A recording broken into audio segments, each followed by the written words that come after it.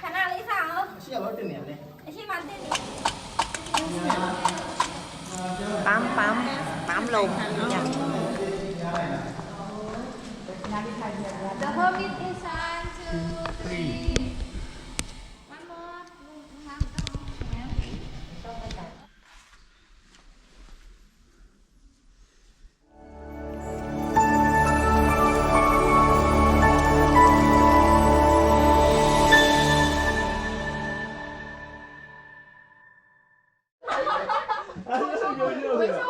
Mày chua lên nhé, mày chua. ကလမန်ထိုးပေးတာလေ Anh nhé, mày chua. အဲ့အကြောင်းလို့ကငါတို့ကောင်းတယ် အော်ရောလို့ဆိုတော့ချိုးမဲ့လို့ပေးရမလဲ Đi nào quỳ mà mày. ရပါ Lúa phi phi hè nãy nó lúa rồi nãy. Này mà mày thôi để. Đà mày. မနော် ဟုတ်တယ် အဲ့လိုကနိုင်မှာ ဒီတော့မဟုတ်လား ကျွန်တော်မိတ်ဆွေများအားလုံးပဲမင်္ဂလာပါကျွန်တော်ကတော့ Morgan ပဲဖြစ်ပါတယ် Morgan Travel Blog ကနေပြန်လည်ကြိုဆိုပါရစေဗျမတွေ့တာနည်းနည်းကြာသွားပြီเนาะကျွန်တော်တို့အခုတစ်ခါလာတာကတော့2ညအိတ်3ညအိတ်အပန်းဖြေခီးအုပ်စုလိုက်အဖွဲလိုက်လာကြတာပေါ့เนาะကျွန်တော်ကတော့ဒီနေ့လယ်မှာရောက်ပါတယ်ကျွန်တော်ကနောက်မှဆိုင်ကယ်နဲ့ထားပြီးတော့လိုက်လာတာပေါ့เนาะကျန်တဲ့အဖွဲတွေကတော့အုပ်စုလိုက်ကားငှားပြီးတော့မနေရတွေရောက်ကြတယ်သူတို့ဒီအိမ်မျိုးတရက်ကိုပတ်9000နဲ့2ရက်လာမသိဘူးအပြက်ငှားထားကြတယ်ဗျဟဲလာရိုက်တယ်အပန်းမြေခီးထွက်ပြီးတော့ဖဲလာရိုက်ကြပြောကြကြီး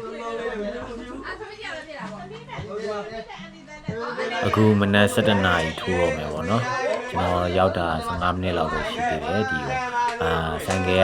တနာရီကိုကြော်လောက်မောင်းရတယ်ဗျကျွန်တော်ချင်းမိုင်နေပြီးမောင်းလာပေါ့နော်ချင်းတောင်ဒီနေရာကတော့မိတ်ဆွေတို့သိကြမယ်ဗျကျွန်တော်ရှေ့ဘလော့ happy ပွဲလာတော့နေရာပေါ့နော် happy ပွဲတော့လုပ်တဲ့နေရာဖြစ်ပါတယ်ဒီနေရာကတော့ဒါချင်းတောင်ပေါ့နော် မင်းနဲ့လာခိုင်းလိုက်တာအဲ့မှာလုံးဝ သူကဘာတွေ Phê đi này. Ui,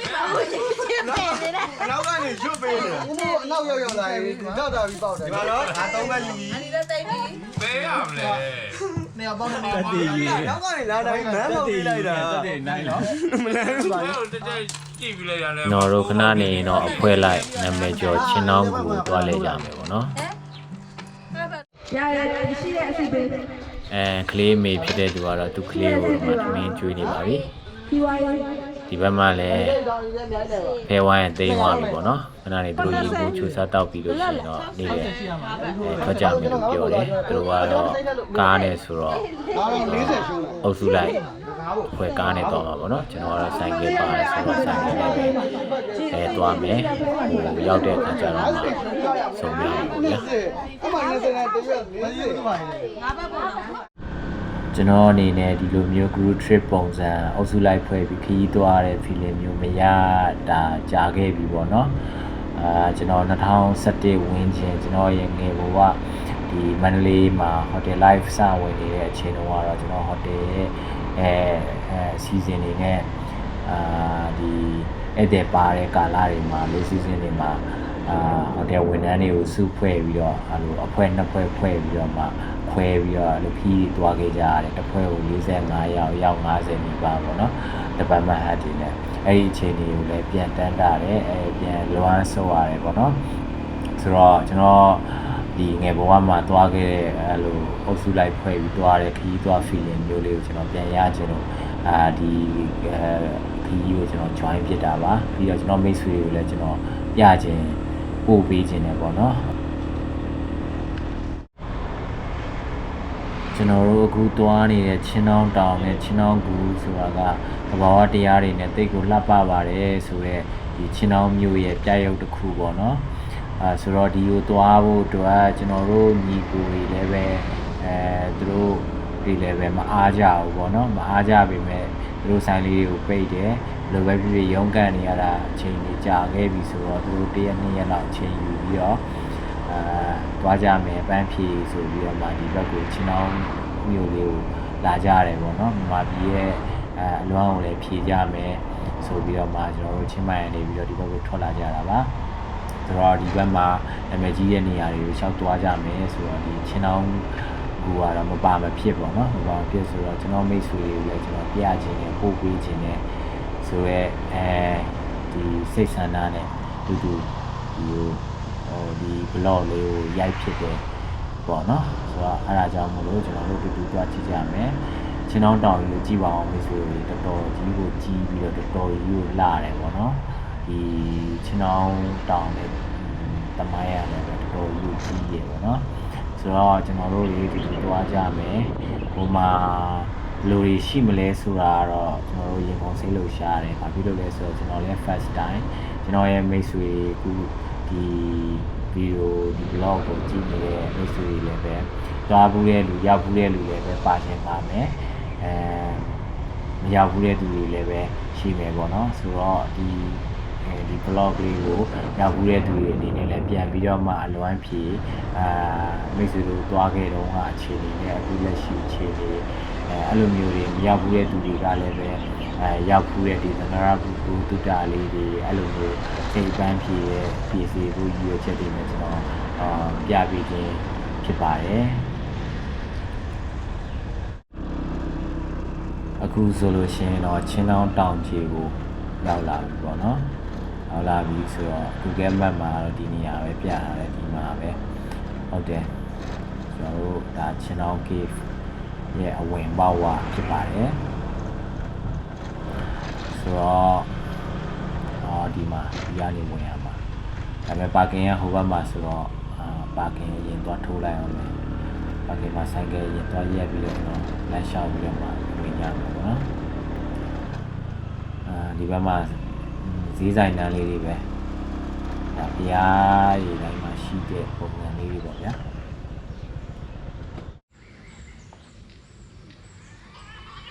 ဘိုးနောက်မှာညောင်မင်းကိုထောက်ထားတာနဲ့ခေလီတစု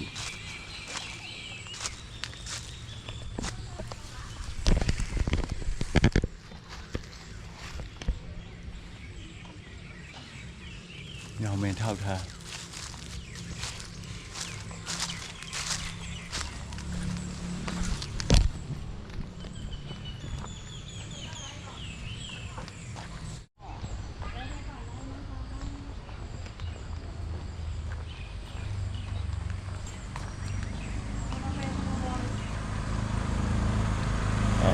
ဘာဝသွားတဲ့မဟုတ်ရှိကိုကျွန်တော်အခုသွားနေပါပြီကျွန်တော်အဖွဲ့ကျွန်တော်ညီကိုတွေကတော့ကူဘာဝထိပ်မှာရောက်နေပြီပြောပါတယ်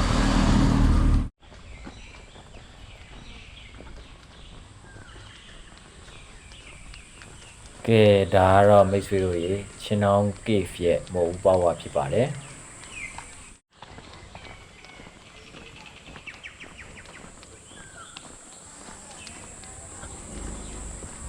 ဒီချင်းတောင်းတောင်ကြီးမှာရှေးဟောင်းဘုံကျောင်းလည်းရှိတယ်ပေါ့နော်ရှေးဟောင်းဘုံကျောင်းလည်းရှိတယ်လို့ပြောပါတယ်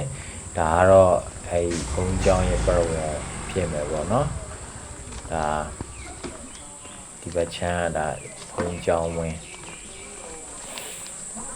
ဒီဘက်မှာတော့ဒါဓမ္မယုံလိုမျိုး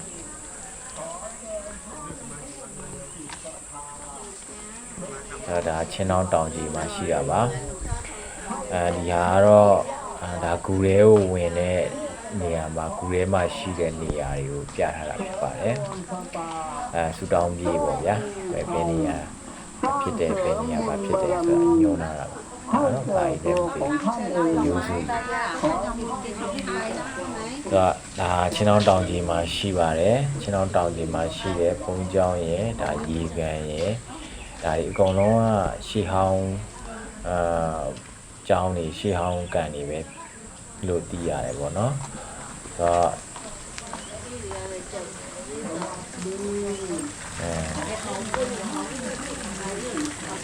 ဒီကဟိုးပေါ်တက်သွားလို့ရှိရင်ဒါပါလေတော့မသိဘူးဟိုမှာပြောင်းကြီးရ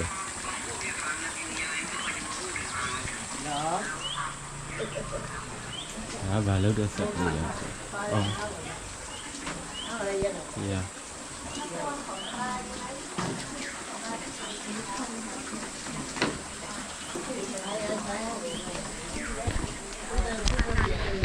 ပေါ်တက်ရတာဟုတ်ပါမုံဟောက်ဟိုနောက်မှာဘုံကြီးကြောင့်ဟိုပေါ်တက်တေးကြောင့် สวัสดีค่ะ ဒါကတော့လက်မှတ်ဝယ်နေရဖြစ်ပါတယ်။ကူရဲဝင်ဖို့အတွက်လက်မှတ်တစ်ဆောင်ပတ်20ပေးရပါတယ် สแกน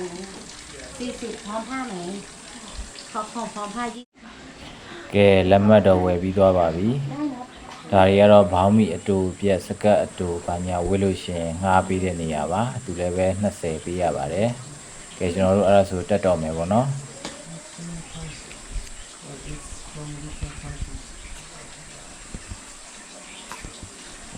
เนาะค่ะขอบคุณค่ะ มีค่ะน้องเก่งจังเลยน้องเก่งจังเลยค่ะ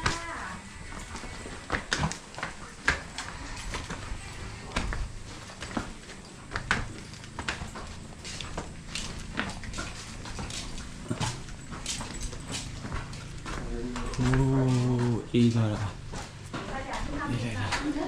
အခုဆိုရင်တော့ဂူထဲကိုစဝင်ပါပြီသူတို့ပြောလိုက်တယ်ဗျဒီဂူထဲမှာပေါ့နော်သွားဖို့လို့အတွက်လမ်းပြဂိုက်ကိုငှားရတယ်တဲ့ငှားလို့ရတယ်တဲ့သူတို့အဲ့ဒီမှာအထဲမှာရှိရပေါ့နော်လမ်းပြဂိုက်အကူအညီမပါဘဲနဲ့ဆိုလို့ရှိရင်ဒီဂူထဲမှာလမ်းပြောက်ပြီးတော့မှပိတ်သွားနိုင်တယ်ပေါ့နော်ပြီးတော့မှောင်လည်းပဲအရန်မှောင်နေတဲ့ဆိုပြီးတော့သူတို့တွေမှားလိုက်တယ်အဲ့ဒီထဲမှာလမ်းပြဂိုက်တယောက်ငှားရမယ်ပေါ့နော်တစ်ဖွဲ့ကို10ယောက်တစ်ဖွဲ့ကိုဂိုက်တယောက်လားမသိဘူးလို့သူတို့ B8 နဲ့ပြပေးတယ်တဲ့ဆိုတော့ကျွန်တော်တို့တည်ထားတဲ့အနေထားရဒီထဲမှာအဲ့လိုဂိုက်ငှားပြီးတော့သွားရမယ်ပေါ့နော်ဆိုရင်တော့ဒီထဲကိုစဝင်လာပါပြီဒီထဲမှာအေးနေဒ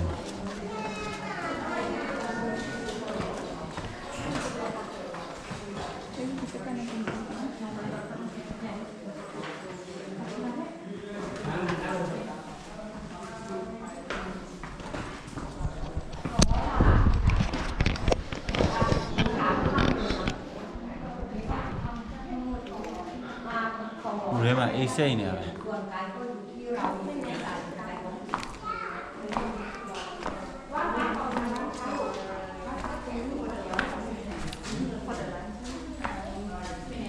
အဖွဲ့တွေကဟိုဘော်တက်သွားတယ် จ้าเดี๋ยวเราไปด้านนี้กันค่ะของน้องมากัน2คนนะคะเดี๋ยวป้า ကျွန်တော်အဖွဲ့တွေကတော့ရှေ့မှာတက်နေနေပါပြီအခုဒီမှာဆိုလို့ရှိရင်ဂိုင်းငါးဘူး ตรงนี้ค่ะของเราใช้ตะเกียง1ดวง200 บาทค่ะ ဒီမှာသူရှိမှာဂိုင်းငါးမယ် มีแม่บ้านพาเดินไปกราบหลวงปู่มั่นไปดูทำสวยที่ออกรายการทีวีจ้า ဂိုင်းတယောက်ကိုသူတို့ဘတ်200ပေးရမယ်ပေါ့နော်ဘတ်200ပေးပြီးတော့မှငါးရမယ်ပြီးတော့သူတို့လိုက်ပို့ပြီးတော့ဗျာအထဲမှာဒီနေရာတွေစဝင်ရမယ်ရှေ့မှာအထဲမှာမီးတွေမရှိဘူးပြီးတော့လမ်းတွေရှုပ်တယ်လို့ပြောပါတယ်ဒီကနေတက်ရမယ် ค่ะขอบคุณค่ะขอบคุณค่ะของน้องใช้ทูใช่ไหมลูกขอบคุณนะคะ ตรงนี้ป้าแนะนำนิดหนึ่งค่ะลูก200 บาทตรงนี้จะเป็นค่าตะเกียงรายงานวัดผู้จัดไว้ส่วนไลฟ์กับป้า ဒီမှာ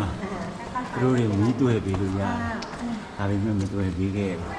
ဘာဖြစ်လို့လဲဆိုတော့ဒီလိုလေးတွေလှုပ်ရှားလို့ရအောင်ဒါပေမဲ့ကောင်းပါတယ်ဒီလိုဟာလေးတွေမင်းကတော့ guide လို့ကပြောဟုတ်ပါပဲမီးရိမ်နဲ့လိုက်ပြအိုး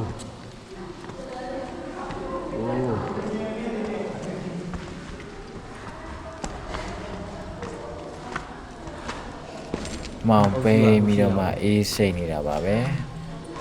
ထဲမှာတော့ဗာလင်းအောင်မှမရှိဘူးဗာလင်းအောင်မှမဝင်ဘူးပေါ့နော်မရိပ်နေပဲသွားတယ် น้องค่ะตรงนี้จะกราบไหว้หลวงปู่มั่นค่ะ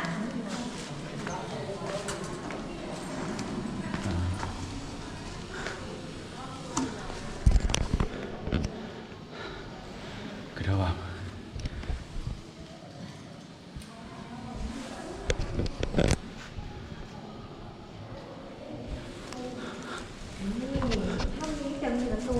3 ประตู นี่เป็นจุดแรกค่ะ ประตูสารวันเตี้ยลง นิดเดียวจ้ะระวังด้วยนะคะ ระวังหัวค่ะส่วนด้านนี้ก็จะเป็นรูปหินแมวน้ำนี่หัวแมวน้ำค่ะนี่ดูข้างเท้านี่ระวังนะ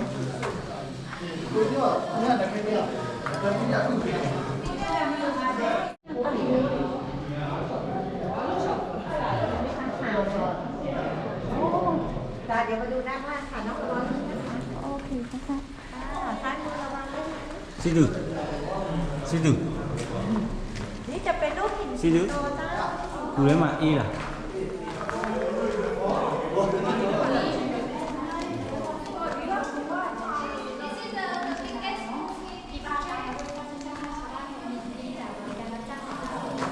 เป็นภาพสีแบบ50 บาทเป็นหนุนกันไหมกระจายรายได้สู่ชุมชนได้นะคะตรงหนูยืนตรงนี้ป้าเก็บภาษีของรายการได้หลักให้ได้หมดเลยจ้าสนใจไหม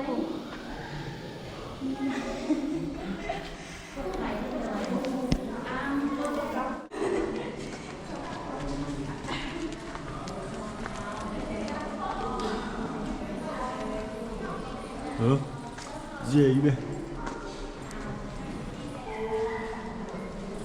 Ok นี่สนามฟุตบอลลูกเล็กกับลูกบอลเดี่ยวลูกเล็กฟุตบอลสเตเดียม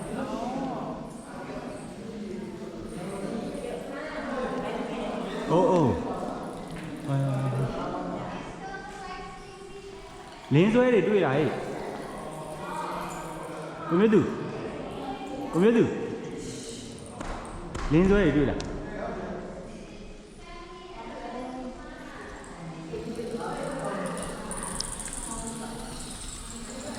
Ồ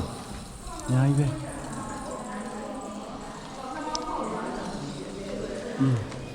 Lên nó chín à làm tiền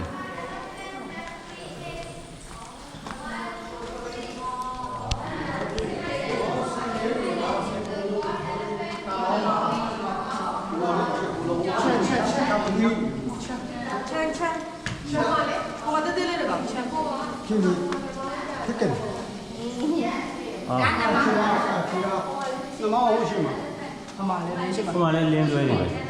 lên nồi စင်နှမောင်းစင်နဲ့တူလို့ချမ်းချမ်းချမ်းနဲ့ပြောနေစင်သုံးကောင်းနဲ့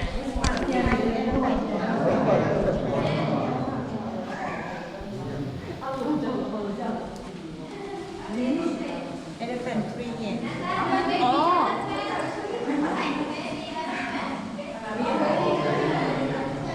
Trắng sẵn ช้างสามเสียนช้างเอราวัณนี่ลูกไล่กัน Elephant Tree เนี่ย Mà ở dâu cái ly thì tê ly đi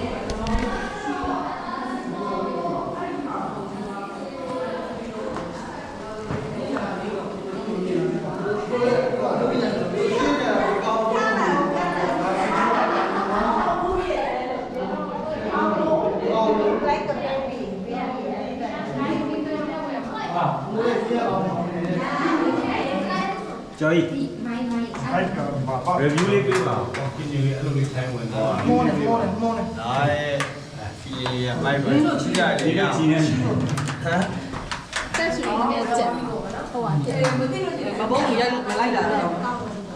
好的都出来不能我的是这 Bảo ấy, nhà là phía cho cha mẹ đúng à? Mày ơi, cái này chỉ là không.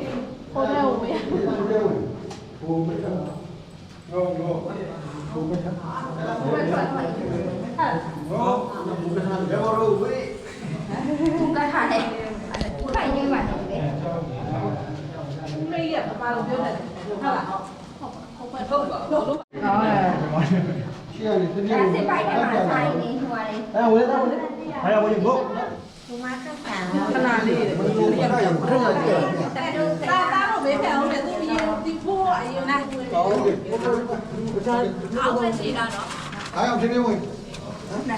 Hai ông lúc ấy ở xử lý rồi. lái ông có gì không cái mà có tiền đấy ထဲဝင်ရမှာဒီဘက်ထဲဝင်ရိုက်တာဒီဘက်ကနေလာတဲ့ဒီတောင်းကနေ အေးကောင်းဆောင်နော်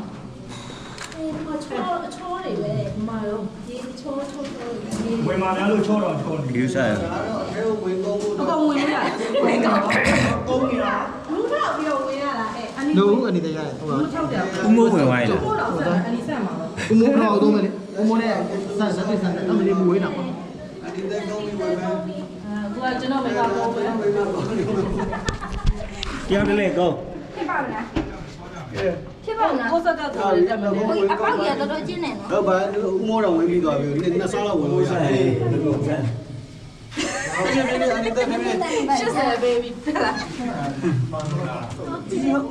ဖလိုက်ကဲတော့ဝင် ဖြစ်မှာပါနော်အောင်မလေးတရားပြည့်နေပြန်ရောက်သွားတယ် သွားနေလို့ဘိုင်ဘိုင်အောင်တော့လာကြမယ် အောင်မလေးခဏလေးစားအောင် အရှိရတော့တင်နေရလဲ အရှိမတင်နေရ ဟာတင်နေရလားဘောကတော့ဘယ်ပြန်တော့သွားပြီးတော့နေတာမတွေ့တော့ အော်ဟိုမှာတမဲဝင်စားတယ် ဟောလားဟုတ်လား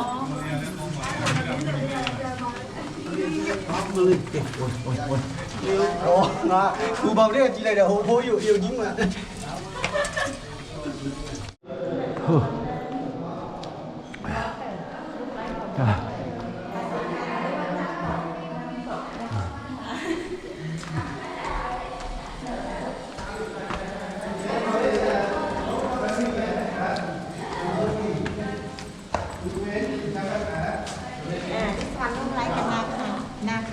ဘာလို့ဘောလဲရ ဒီညာနဂါတဲ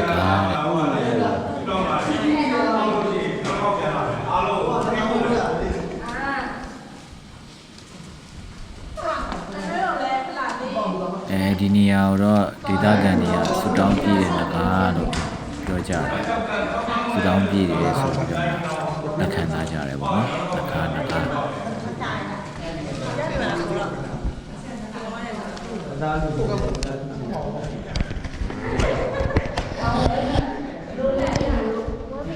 အသက်ပြေရောလား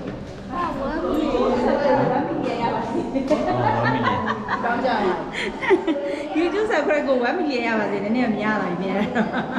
ပြောလားလို့ ပြောရင် ပြောတယ်ဒါတော့မလို့ရတာလား ဝေအတွက်ပဲဝေအတွက်ပဲ ဝေးတက်ပဲလားအခုညီမနိုင်ငံရဲ့ဒီစွာနဲ့အလုပ်ကိုင်းနေအားအားနဲ့ချောပြီးနေပြပါစေဝေးလေးနိုင်ပါစေမဒီဘက်လက်3လောက်ရပြီမလား 1 2 3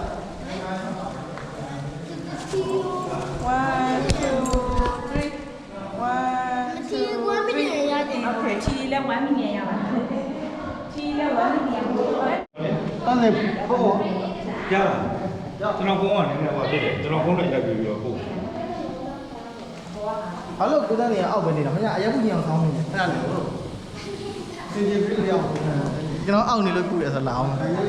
ပေါ်ပြကားလေးမလား ပေါင်ပြေးနဲ့ ချောကြအောင် နေဒီကွက်ပဲ အဲ့ဒါလည်းနိုင်နေညိုပါမယ် ကြာပြီဟောဒီနေရာမှာငါ့ကိုကြည့်လေဘယ်လိုလဲ နည်းနည်းလောက်ရှင်းပြပါလားနည်းနည်းလောက်ရှင်းပြပါဦးနဲ့ တို့ရရအောင် ဟောဘာလို့နှလုံးစောင်းနေနှလုံးစောင်းတာကိုသိသိကြည့်လိုက်တော့အဲဒါဆိုရင်တော့ကိုကျော်ကြီးတို့တော့ဒီပန်းနေ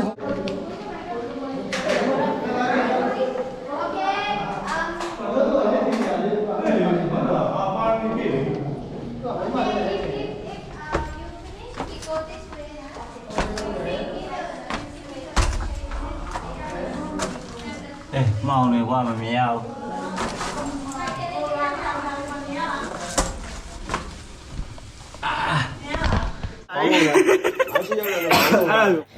သွားရတာတွေတော့မွေလိုပဲတွားပြီးတွားလိုက်ကုန်းကွာပြီးတွားလိုက်နဲ့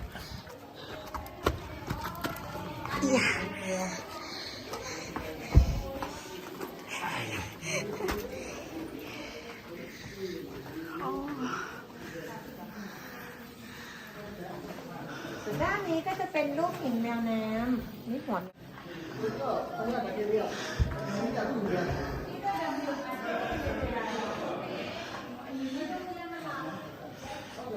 เ อันนี้จะเป็นหินดอกโบตู อ๋อ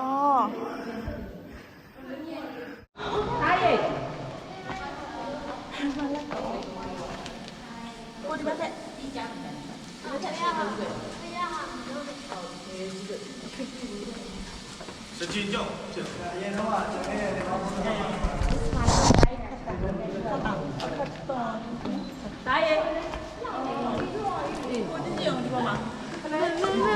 叫声音出来，你看，别的吗？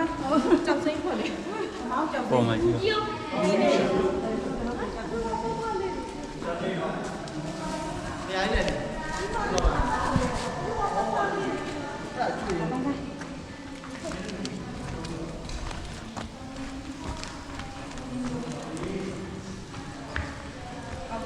来呀，多这样。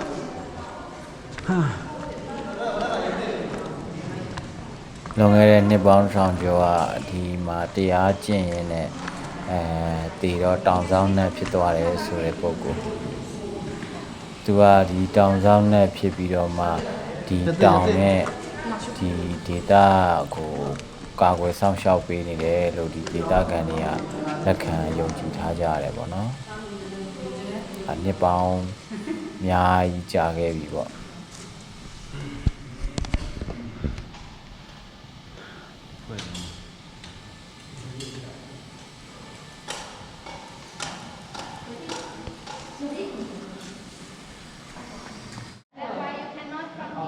โอเคဒီနေရာပြီးပြီတဲ့ဒီနေရာနဲ့ပြန်လှည့်ရမယ် ရေရှိတယ်တုံးတယ်ရေမီတာ30နဲ့ ပြီ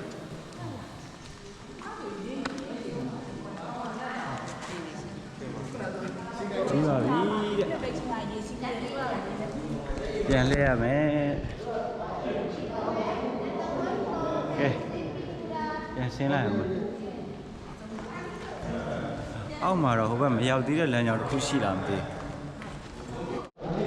ပြန်လှည့်ရမယ်ထင်တာမဟုတ်ပါဘူးသူတို့ဒီကူကအဝင်ကတစ်ပေါက်အထွက်ကတစ်ပေါက်ပေါ့နော်ထွက်တဲ့အပေါက်ကတက်တက်ရှိရဲတဲ့အဲ့ဘက်ကနေပြန်ရမယ်အဲ့ဘက်ကနေသွားထွက်ကမယ်ပေါ့နော်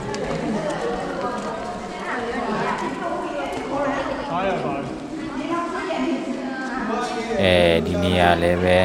ဒီနေရာဆိုလို့ရှိရင်လည်းသူတို့ဒီကူရဲ့အထင်ကြီးနေရာတွေမှာပါတယ်ဥကျူလို့ပဲဒီမှာဆက်ကျူကြီးလို့နေရာပေါ့နော်ဒီနေရာလည်းလို့နာမည်ကြီးတယ်ဒါကတော့မီအားမြင့်နေရာဖြစ်ပါတယ်မီအိမ်အားကပူကောင်းအားမြင့်နေတာပါဆိုတော့ဒီမှာတို့အမတ်တရဓာတ်ပုံကြီးရိုက်ကြမယ်ကျွန်တော်လည်းရိုက်မယ်ပေါ့နော်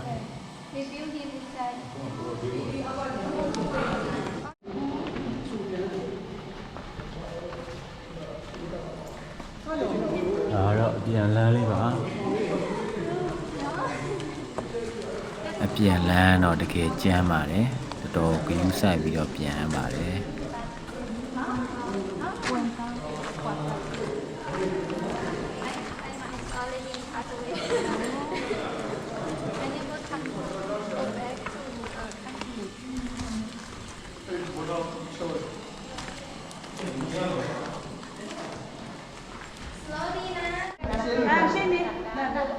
ဒါကတော့ကူထဲမှာ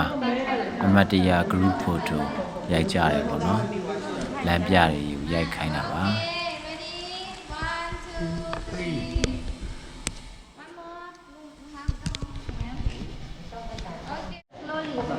slowly အစင်းကတလန်း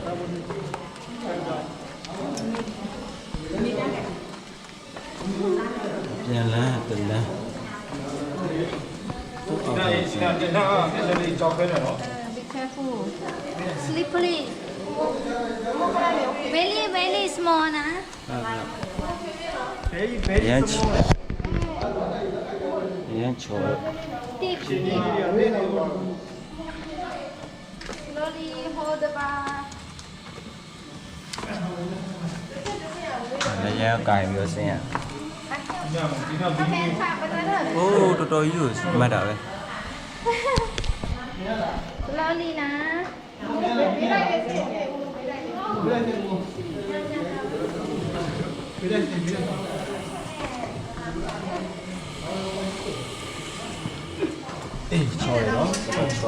wash your head นะ wash your head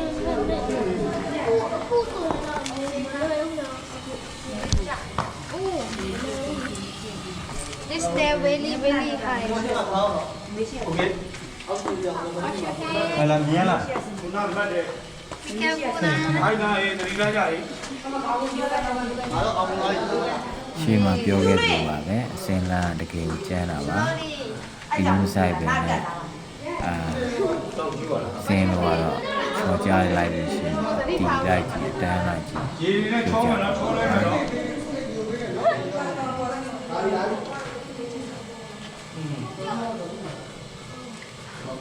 Yes step by step အဲ့ဒါတော့ကျင်းလည်းတင်းလည်းတင်း slow Okay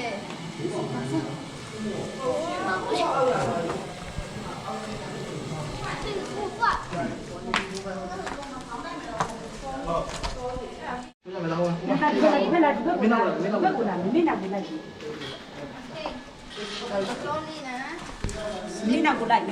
ရေးလိုက်မလိုက်နဲ့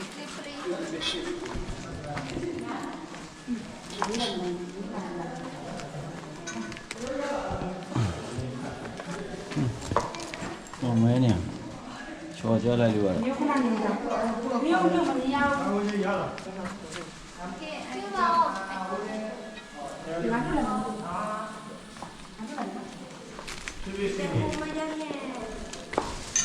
ဟုတ်မနွေးနဲ့အဲ့ကလေးနဲ့ကြားမှာတယောက်နေပြီလေကိုစီအိုင်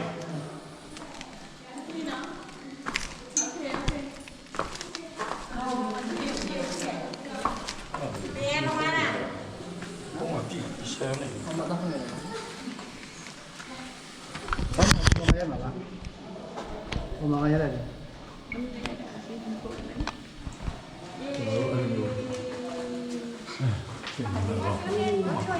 好好，慢点，好，慢点，好。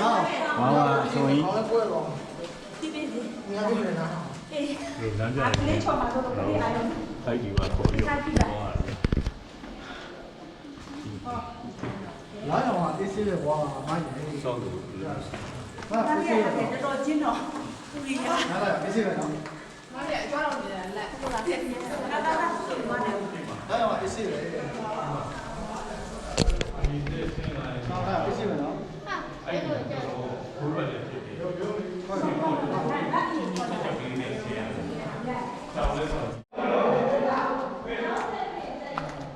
ကဲ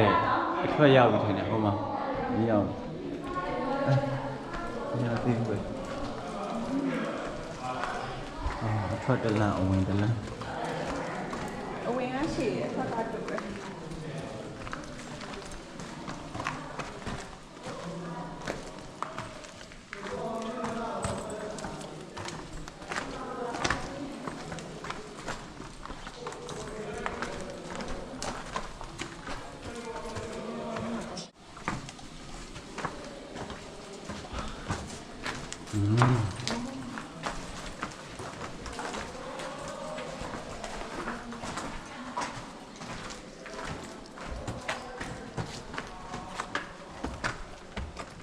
အတော်ဟောင်းနေ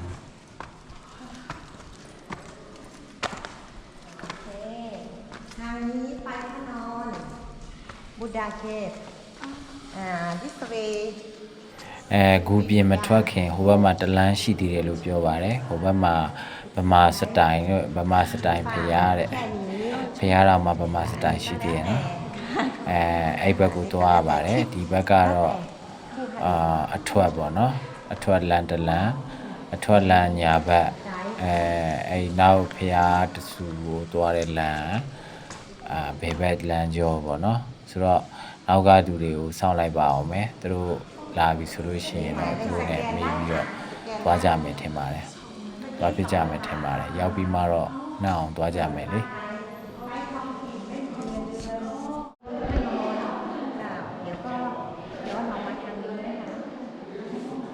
အပြည့်ပြထွက်တော့မယ်ဟိုမှာနောက်က ဒါလည်းအဖွဲကအခုမှရောက်တယ်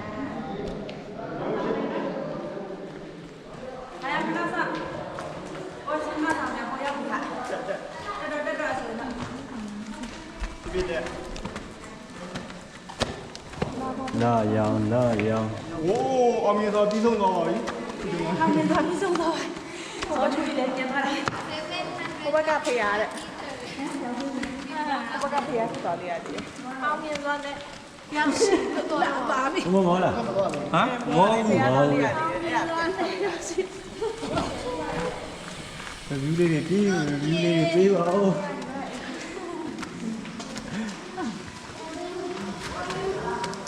ဒီဘက်က အဲ့ဒီဘက်ကအထွက်ဘက်ကဖေးရ ဒီပါပြီ အော်နေတော့လည်းရောက်ရှိ It's not finished. ဒီလာအောင်နောက်တလမ်းတော့မြန်လေလေတော့ဘူးတော့ อ๋อမြန်မာစက်တိုင်း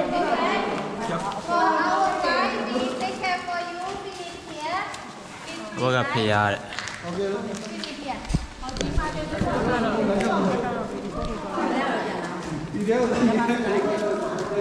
ဲ့ ဒီဘက်ကတော့သူတို့လမ်းပြတွေမလို့တော့ဘူးနီးလဲတွေ့ထားသူလမ်းလည်းပဲမှားစရာအကြောင်းမရှိဘူးပေါ့နော်ဆိုတော့ဒီဘက်ကသူတို့မလိုက်တော့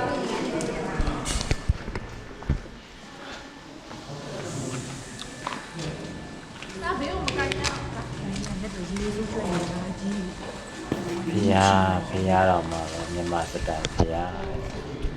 ထိုင်းစတိုင်ဖေးရစတိုင်ရှိရနော်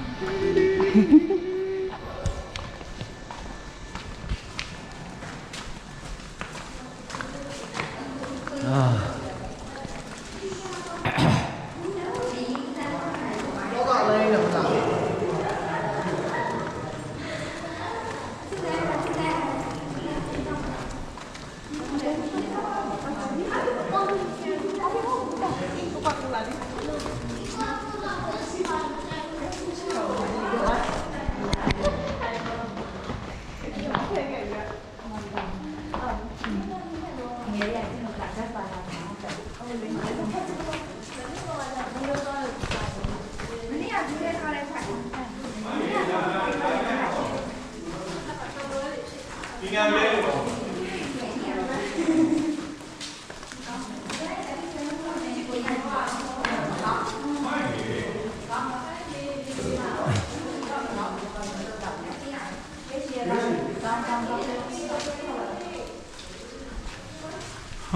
ဟိုဘက်ချမ်းနေဓာတ်ပေါက်နေဓာတ်ပေါက်နဲ့ရိုက်ပြီဗလားအဲ့ကနေဟိုဘက်ကနေ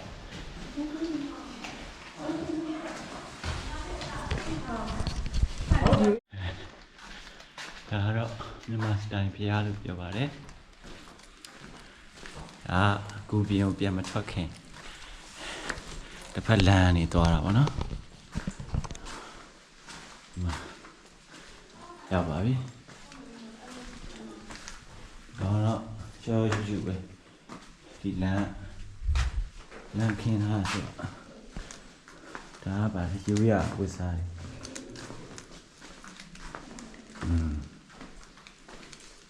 ဘာမှလည်းယုံကြည်အဲ့ဟောလည်းရှိငါမင်းလားငါမင်း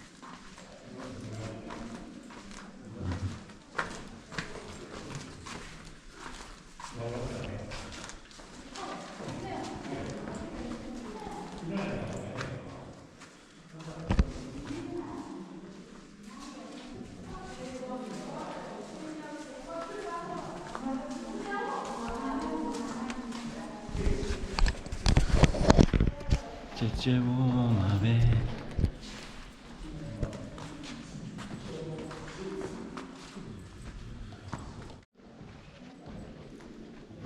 ဒီအောက်မှာတဲပုံစီဒီပုံစံလေးတွေလောက်ထားတာတွေ့ရပါတယ်တဲပုံစီဒီ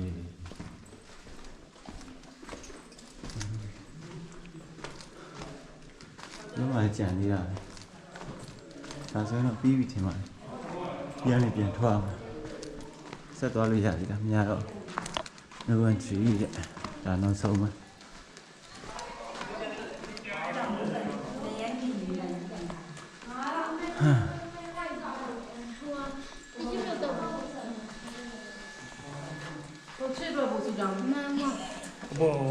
ပေါ်တဲ့ဒီတော့လျောင်းတော့အပေါ်တဲ့ တကယ်ဆူတောင်းပြည့်တဲ့နေရာတကယ်ဆူတောင်းပြည့်တယ်ဆိုလို့ဒီမှာလောင်းတော်မူမှာကျွန်တော်တို့တိုင်းပြည်ကျွန်တော်တို့လူမျိုးတွေအတွက်ကျွန်တော်ရင်ထဲမှာရှိတဲ့ဆုကိုတောင်းခဲ့ပါတယ်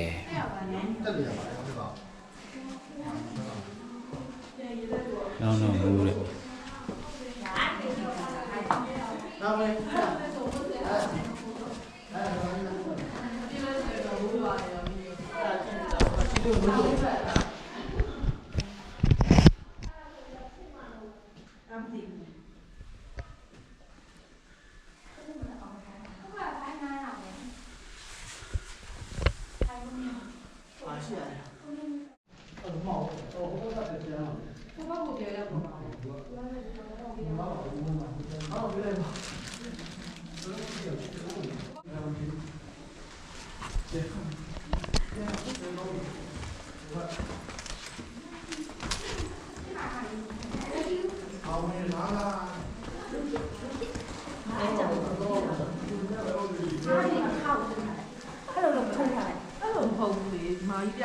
ဒီမှာထိုးထားတယ်လိတ်တယ်လေအဲ့ဒီဟာကိုသူကလည်း နောက်ကျလိုက်ဘာမှမဖြစ်ဘူး ဟိုအပြင်မှာ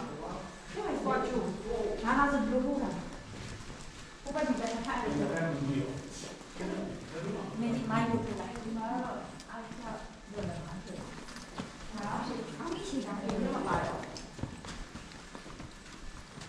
ဘာမှပြောမအကုန်ပြီးသွားတယ်အော်ဟိုတော့ကိုယ်ကလည်းပြီးသွားတယ်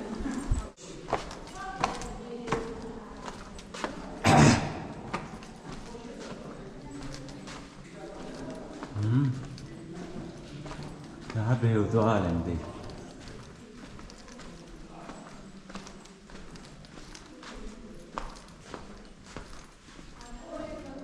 ပြင်မထွက်သေးဘူးလား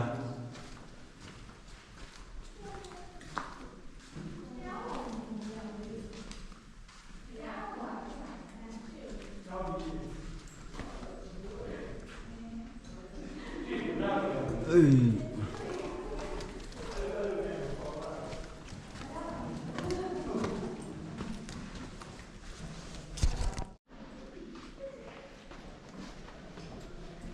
ရင်ညှိမသိရင်ကြောက်စိမ့်လို့ကြက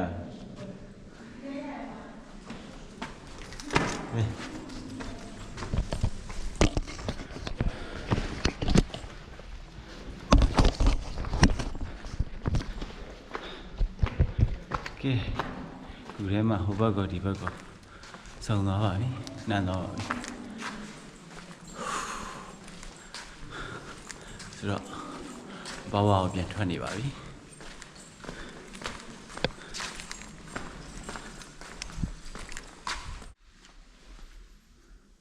အဲ့ဒါရွှေအစ်စ်တွေ ဟူး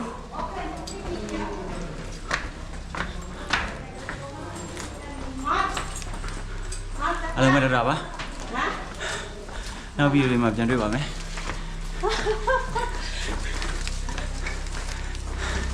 အားလုံးကျေးဇူးအများကြီးတင်ပါတယ်ဒါ